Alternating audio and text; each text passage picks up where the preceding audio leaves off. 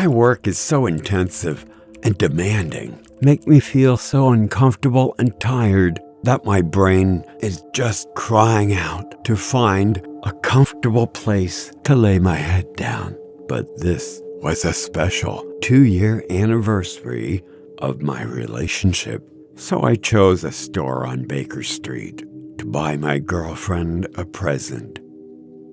It was about 8:30 in the evening. I felt I was going to be late for my appointment, so I had to rush to make it there on time. I walked briskly through the crowds of people on the sidewalk to the bakery.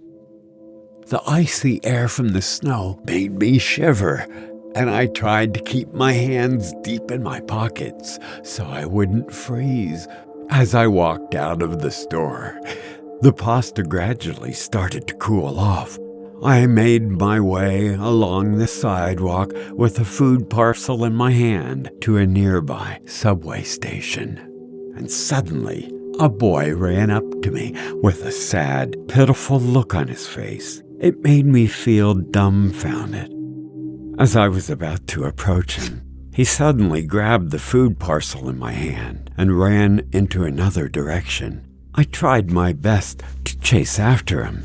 I had to get that food back because I knew there was no time to wait for a second pasta.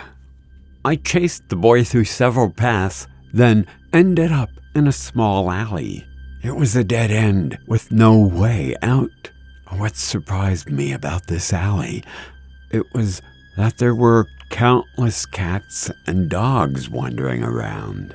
Suddenly, the boy stopped and turned to gaze toward me with a mysterious smile, if you know what I mean.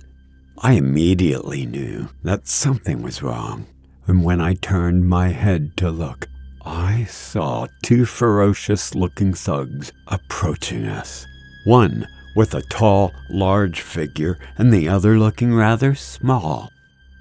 The big one smirked and said, "Boy, give us the bag of money and we'll let you go. Hurry up!" I watched at every one of them in panic, not understanding what was going on.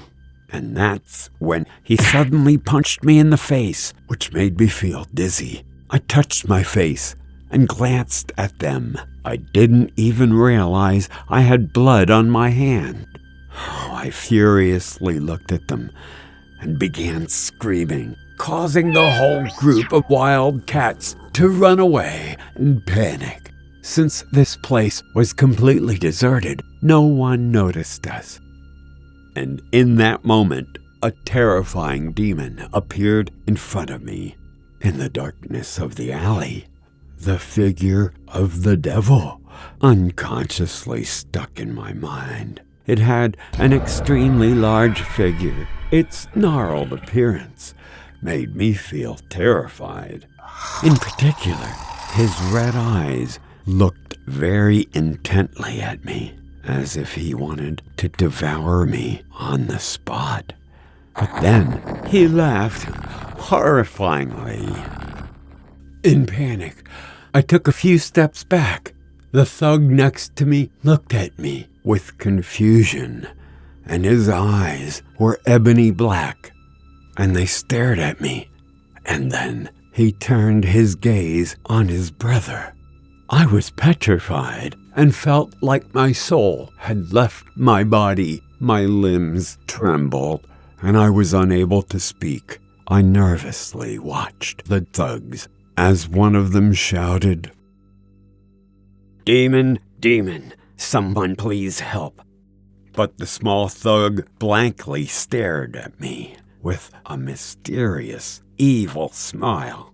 It amazed me that he was not afraid of the devil standing in front of me. Or was I the only person who was seeing it? I anxiously started asking for his help, but it failed. This demon in front of me had sharp, bony hands and fearsome fangs. It slowly approached us and left out a scream of horror. There was no way out for me to escape. With the devil in front of me and those aggressive thugs at my back, it seemed like everyone was trying to prevent me from escaping.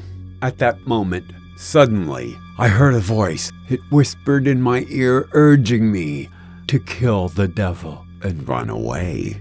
At first, I didn't notice it because I was so scared, and the voice kept repeating in my ears, making me crazy, and extreme anxiety filled my head.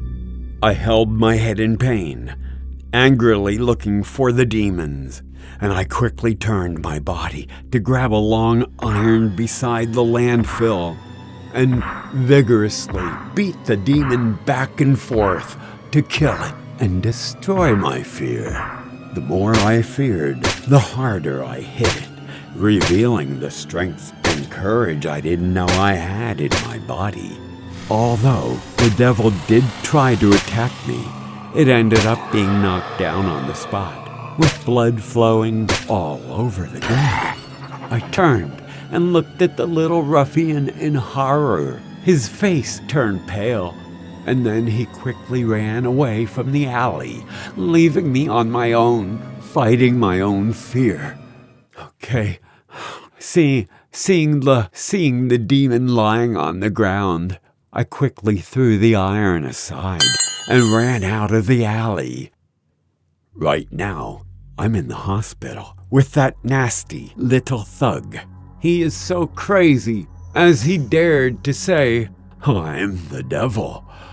It seems like he's so obsessed that he's going insane and has now ended up being tied up on the bed by the doctor while I'm being moved to a separate room